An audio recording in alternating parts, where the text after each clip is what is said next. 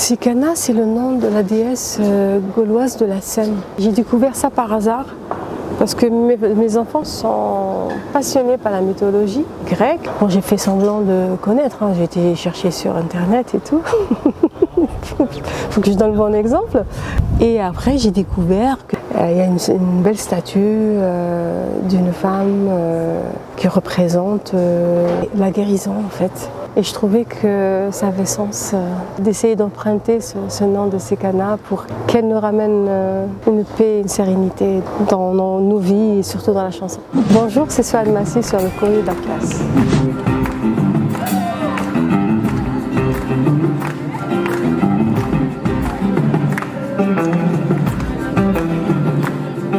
La plupart des chansons, ça parlait aussi de l'importance des rapports humains, de l'importance des liens qu'on doit tisser entre nous pour coexister, pour s'améliorer, pour vivre ensemble. Il faut dire que cet album, j'ai commencé à l'écrire pendant le Covid. C'est vrai qu'au début, j'étais perdue, j'avais peur, j'étais angoissée, c'était très anxiogène. Après, à un moment donné, je me suis dit, j'ai eu le temps, c'est magnifique, je vais lire.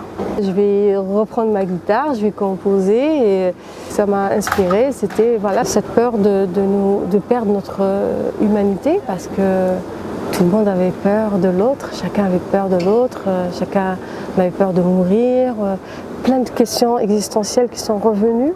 On oublie parfois d'aller à l'essentiel, de juste dire je t'aime à sa mère, à son frère, à son amoureux, à ses enfants. Passer un petit peu de temps, donner un peu de soi, c'est pas grand chose, mais passer des petits moments de bonheur. Mais juste voilà, parler de ces petits moments de bonheur qui sont importants. J'ai une chanson qui s'appelle Mirage. En fait, j'ai composé la musique avant.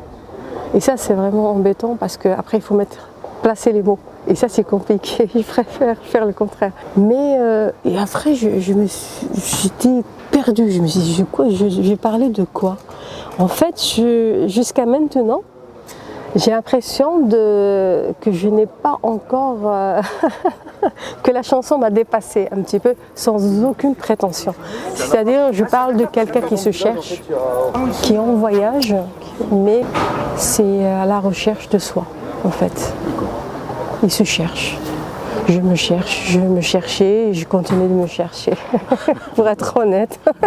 Comme j'étais un garçon manqué quand j'étais jeune, j'avais rejeté cette féminité parce que j'ai grandi au sein d'une société de machos. Il fallait se battre pour exister en tant que femme, musicienne. Pour moi, la féminité symbolisait la fragilité, la faiblesse. Parce que je voyais autour de moi plein de femmes vulnérables et je ne voulais pas leur ressembler. Alors qu'est-ce que j'ai fait? Parce que je pensais que j'étais intelligente, j'ai commencé à tricher. Voilà, j'avais les cheveux très courts et je pensais que ça allait passer, mais en fait, on m'a dit non, c'est bon. Tu es une jeune fille, tu vas te calmer, tu vas arrêter le sport, tu vas venir nous aider aux tâches ménagères. Mais après, bien sûr, hein, j'ai grandi, j'ai mûri, j'ai des filles, deux filles, et je trouve que c'est magnifique d'être une femme. On a besoin d'être soudés et de continuer de nous battre pour nous faire respecter, pour avoir les mêmes droits que les hommes, même en Europe.